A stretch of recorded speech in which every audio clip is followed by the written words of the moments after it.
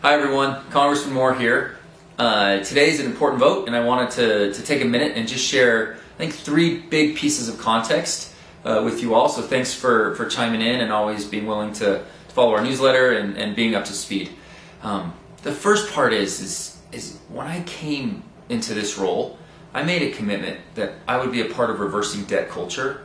And today is the first time that I actually get to vote in favor of a bill to be able to do that. My first term, as you all know, and as you followed along, it was a lot of no votes. I was in the minority party in the House, and there was a lot of spending proposals that I didn't agree with, and so it was a lot of no votes. And I stand by those votes. This one feels very different today because I'm actually making movement towards something that I want to accomplish. So being able to vote in favor of this bill is important for me. There's a lot of provisions in this. Some of the key ones that I think are worth highlighting is the first piece. This is the first time we've used the debt ceiling to reduce year over year spending, set it back, and then from that point forward, move it at a very slow growth rate, at a 1% growth rate over the next 2 to 6 years. Being able to constrain that will ultimately, over a 10-year period, save an enormous amount of money. This bill has been scored by the CBO to be able to be a deficit reducer of $1.5 trillion. And that's an important key piece to be a part of. There's other things in here like the permitting reform. So it's the first time in 40 years we've been able to take a look at NEPA and actually make some reforms to make it so we can do some of these energy projects.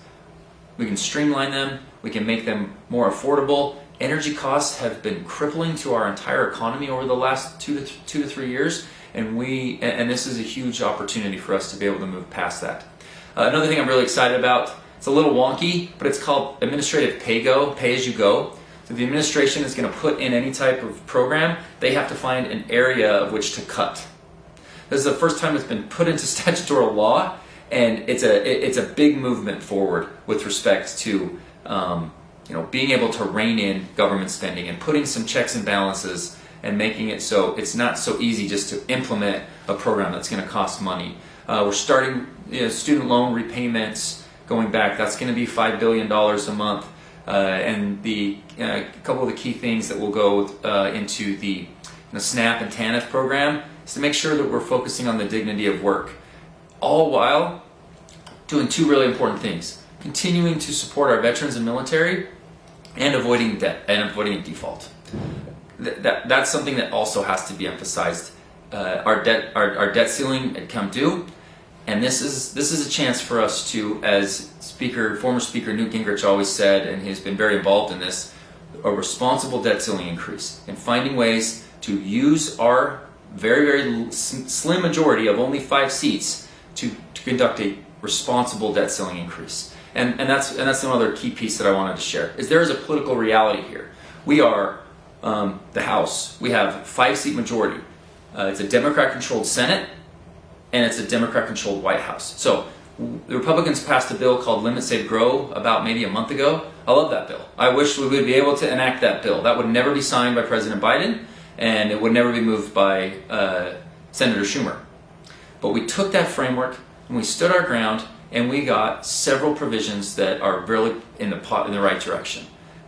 When people say, "Oh, Republicans can't govern, can't govern," look at what we're doing here. We're actually showing the nation that we can responsibly govern while reducing our spending and work towards having this success create more success as we go forward. You all know that my biggest focus is on debt to GDP. I have a debt and deficit task force that I put together. We're going to link it here in this video as another reminder.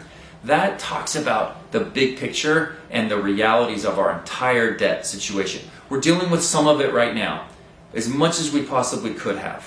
And we accomplished something big today. And again, I like to put it in the context of the success that we have today is going to drive more success in the future. And please look for that as we continue on. I'll continue to provide more updates with things with respect to this. We're moving into budget cycle here soon.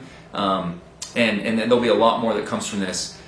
But like I kind of started with, I made a commitment to be a part of reversing Washington debt culture.